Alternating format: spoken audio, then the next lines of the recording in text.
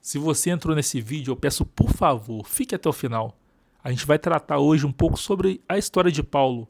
Não tudo, mas só uma parte para a gente tirar como reflexão aqui hoje. Vamos ver que no Atos dos Apóstolos, capítulo de número 23, exatamente versículo de número 11, Deus fala o seguinte com Paulo. Na noite seguinte, o Senhor, pondo ao seu lado de Paulo, disse: coragem, coragem, pois assim como você deu testemunho a meu respeito em Jerusalém, é necessário que você testemunhe também em Roma.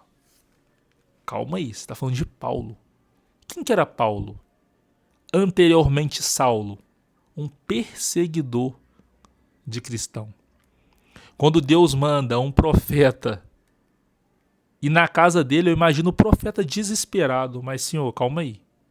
Tá passando no jornal que esse homem que você tá pedindo para mim na casa dele, esse homem já matou 3.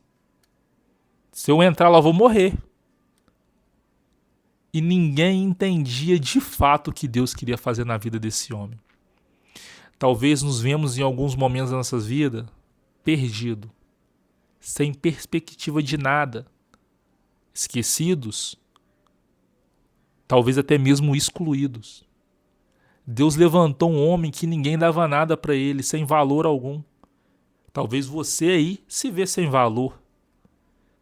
Mas esse vídeo, o que Deus está falando aqui conosco hoje, é que de fato temos valor. Deus não está focado em quem você é. Guarda essa. Deus está focado em quem você pode se tornar. A gente vê que uma promessa de Deus, que ele ia pregar lá. Isso é promessa, você vai pregar lá. É aquilo que eu creio, mas eu não vejo. E a gente vendo que ao Deus falar isso com ele, eu imagino uma viagem de luxo, né? Talvez você pegando um avião no Rio de Janeiro para embarcar para Roma, talvez numa classe A, muito confortável, sendo bem tratado pelos comissários de bordo. É assim que a gente pensa, né? Quando Deus fala que vai fazer algo a nosso respeito, que tudo vai bem, que tudo vai acontecer da melhor maneira. E aqui foi totalmente diferente. Porque ele estava indo pregar preso. Calma aí, Giovanni, não entendi. Exatamente isso. Ele estava indo pregar a palavra preso. Será que você que está desse lado aí, que se diz cristão, teria essa coragem? Porque talvez na primeira dificuldade que nos assombra, que nos aparece, a gente espirra, sai fora, some, desaparece. A maioria quer servir um Deus que só faz aquilo que queremos. E a gente não vê em nenhum momento aqui ele reclamando disso. Tranquilo, vamos ir.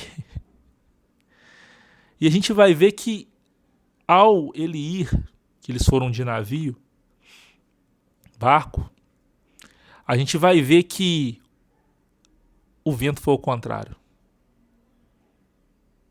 Você imagina Deus falar que você vai para um lugar e no meio do caminho, nessa trajetória, seja totalmente diferente do que você esperou. Talvez estava sendo aqui com ele. Que o vento foi ao contrário. E quando o vento é ao contrário, que o barco balança, na maioria das vezes a gente está sozinho, a gente não tem ninguém para ajudar, não tem ninguém para aconselhar. E talvez está só a gente ali, quem está no barco mesmo. Não tem como dar um telefonema, não tem como pedir uma informação, uma coordenada de quem está de fora. E ali a gente imagina ele no seu interior, por mais que tinham mais presos, que era só ele e Deus ali. E a gente vê que esse vento, ao ser o contrário, deixou a viagem desproporcional, a ponto do barco naufragar. E a gente vai ver que o barco ao naufragar, a Bíblia vai dizer que aqueles que sabiam nadar, que nadassem para a ilha. E os que não sabiam nadar se agarrassem aos destroços do navio. Meus irmãos, é muito sério. Quando fala sobre os que sabiam nadar, é daqueles que estavam preparados. Será que estamos preparados para tudo aquilo que Deus falou que vai fazer na nossa vida? Não só as coisas ruins, as coisas boas. Talvez você pede uma família. Talvez você pede um carro. Talvez você pede um apartamento. Será que você está preparado para administrar isso? Será que você já pediu a Deus o poder da administração, a sabedoria? Porque tem bênção que pode virar maldição. A gente pede muito, sem de fato pedir a sabedoria necessária para administrar a situação. Eu quero um carro. Você sabe que vai vir IPVA? Você sabe que vai vir a manutenção do carro?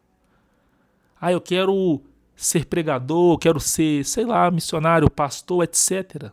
Quero ter minha família. Você sabe das responsabilidades que vai vir sobre a sua vida? Você pediu a Deus sabedoria para isso? Quero ter minha família, eu quero ter filhos. Você acha que é só ter filho?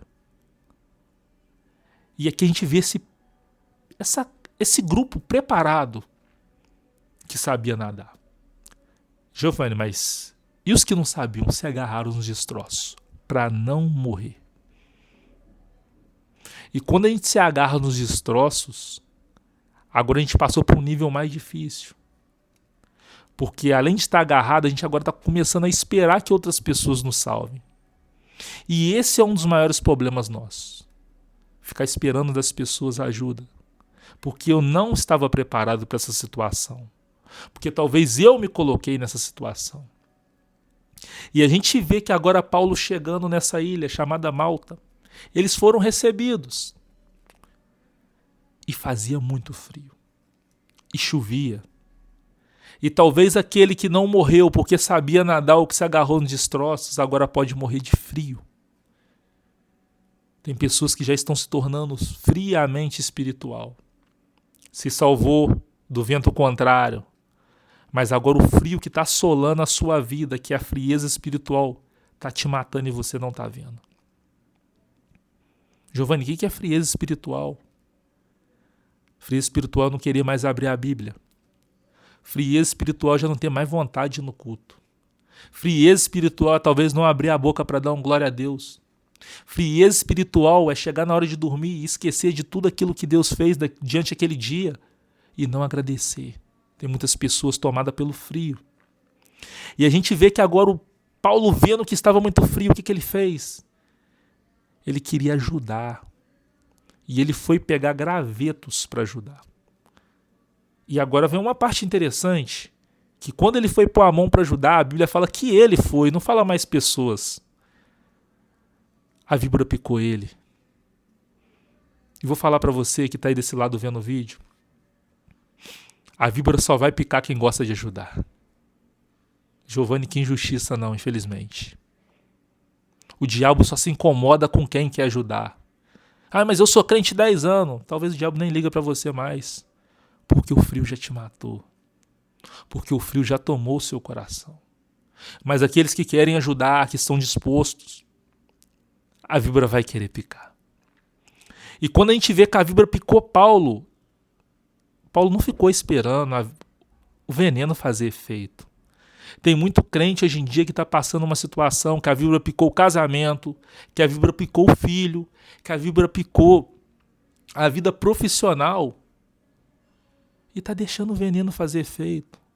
Talvez vai para o culto com a víbora amarrada aqui no braço. Já virou um animal de estimação e se acostumou com isso.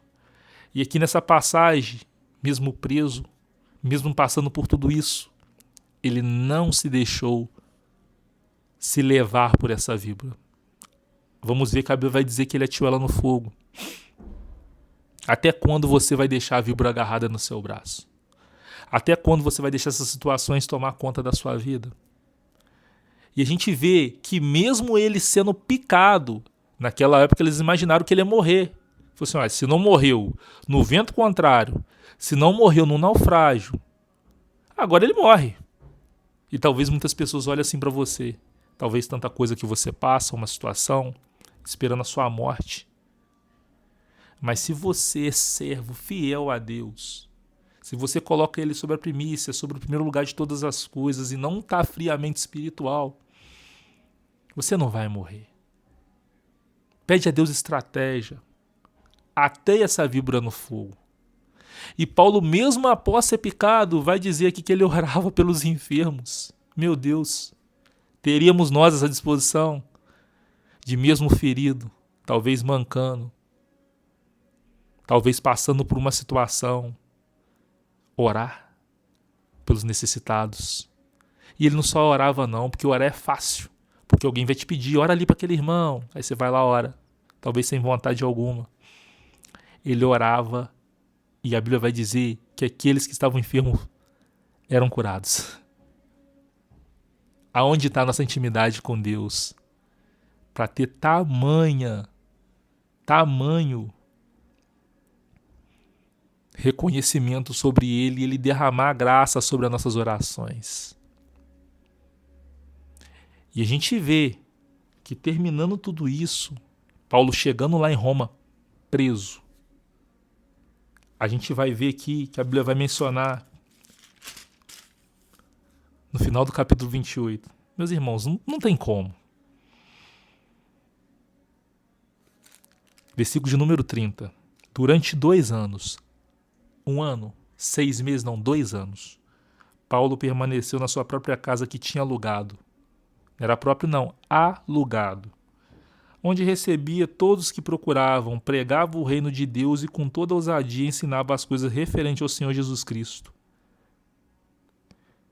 Sem impedimento algum. Meus irmãos, o que te impede de pregar o evangelho? 2 anos em prisão domiciliar. O que te impede de pregar o evangelho? O que te impede de falar do amor de Deus para outras pessoas? Vergonha? Vergonha de quê? Medo? Medo de quê? Brasil, a gente mora no Brasil, meus irmãos. Exatamente nesse minuto que eu estou gravando o vídeo, talvez tenha alguém morrendo lá na África, lá por causa do evangelho. Tem um grupo chamado Boko Haram, que quando eles entram numa aldeia cristã, eles decapitam os homens. E com as mulheres, sabe o que eles fazem? Você já sabe o que eles fazem com as mulheres. Pode pesquisar. E mesmo assim eles estão lá, louvando, adorando, engrandecendo o nome dele. O que te impede? Sem impedimento algum, como assim? O que nos impede? Sem impedimento algum você nega a Cristo. Quando alguém te pede para fazer algo que é pertinente à palavra dele, você nega. Sem impedimento algum, porque tá frio você não vai no culto. Sem impedimento algum, porque você chegou cansado no final do dia. Aqui, ó. Você não abre ela, a Bíblia. O que te impede de viver tudo aquilo que ele falou que você vai viver? Só porque o vento é contrário? Só porque você foi pego em meio ao naufrágio? Meus irmãos, essa é a palavra que Deus colocou em meu coração hoje. Que possamos ser mais sensíveis à voz de Deus. Que possamos a ter mais sensibilidade espiritual para a gente não morrer de frio. Para a gente não morrer no primeiro naufrágio. Porque talvez o que ele te prometeu aí pode sim que tenha vento contrário. E se tiver, como é que você vai agir sobre isso? Meus irmãos, que a partir desse vídeo você, chacoalha o braço e joga a vibra no fogo. Não deixa ela picando seu casamento, a sua vida espiritual, sua vida sentimental, financeira, sua vida profissional. Não deixa não. Vamos aprender aqui, com tudo aquilo que o Senhor revelou pra gente hoje. Um forte abraço, até o próximo vídeo aqui no nosso canal.